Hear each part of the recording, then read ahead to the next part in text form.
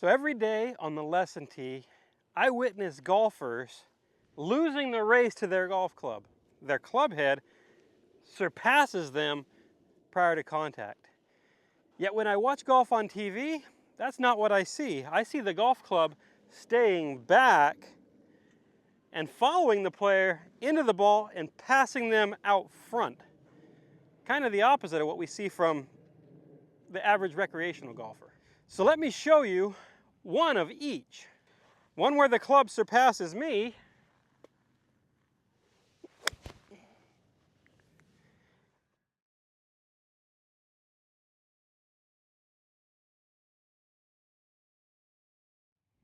and one where I win the race. My middle wins the race to the golf ball.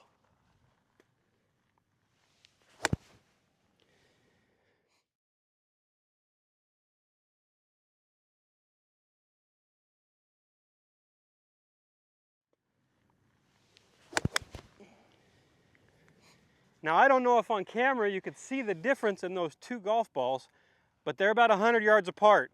One of them's way out there, and the other one's high left short. So let's dive into why you should never let the club win the race in the golf swing.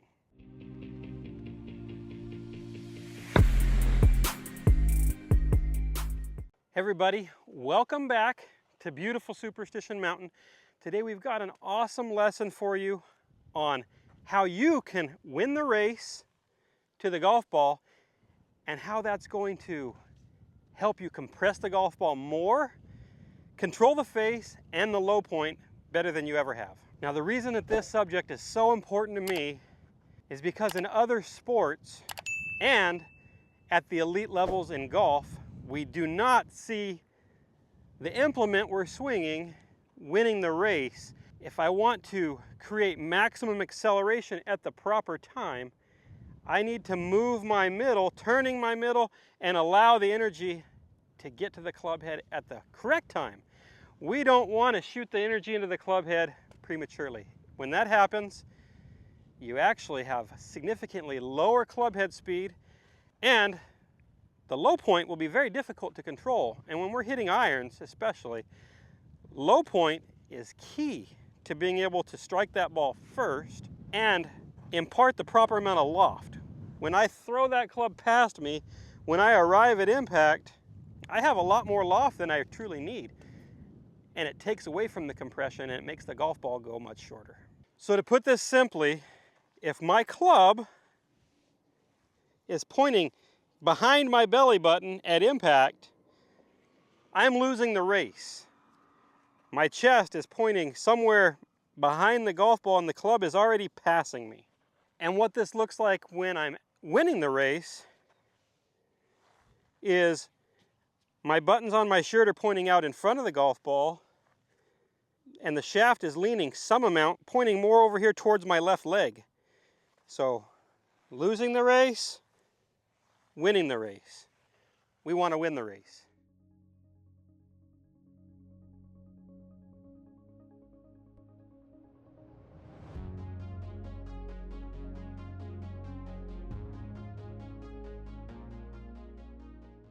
So let's get into the keys to how we can win this race and why many of you are losing the race. So first, I'm going to start with some of the whys as to why we lose the race. What I see all too often is poor sequencing. Players camping out on their trail side for too long, or players throwing energy into the golf club too soon, causing their bodies to stand up to make room for that extending golf club. And when your bodies are going up, they're generally not rotating at the same time. Usually that's a staller. Another issue I see is players are moving, because they camp out too far to the trail side, they fire off that trail side. And when I'm firing laterally in the downswing, I'm also having a hard time rotating. So that club's gonna fly by me. So now let's get into what we want to do instead. So in a properly sequenced golf swing, what we're gonna find is as the club is finishing its trail to the top, I'm already beginning to put pressure back forward. And now as I transition, I'm able to fall away from that golf club or my hands. I can fall down, giving my body a bit of a head start. Because the club's going to go a lot faster than my body's going to go. I need to give my body a head start to get around the corner. If the club head starts first, it's going to win.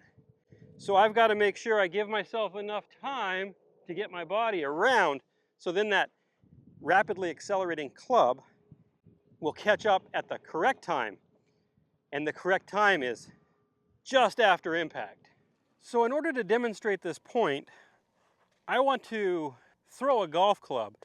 If I throw the club early, the club's going into the ground, I want to get the speed more out in front. So let's film this from face on so we can see if I'm going to throw this golf club downrange. I'm pretty sure the club's not going to pass me until somewhere over here.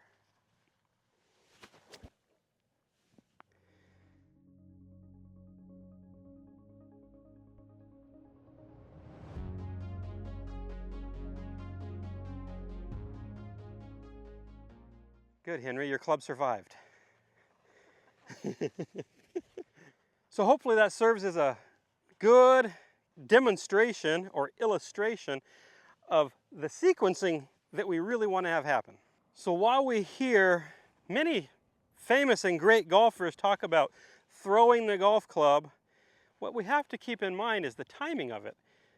Those players are elite athletes.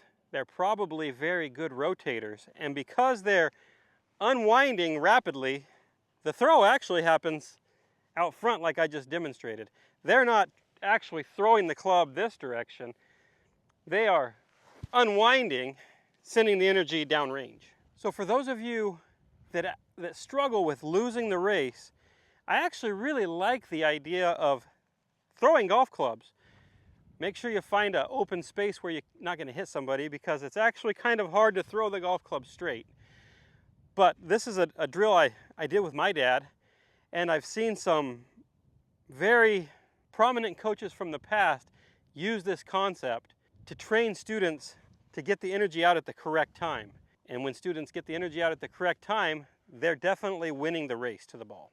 So now to finish this off, I'm going to take that same throwing feeling and let the ball get in the way, and I'm not going to let go of the golf club. But we'll see if that same feeling actually translates and works.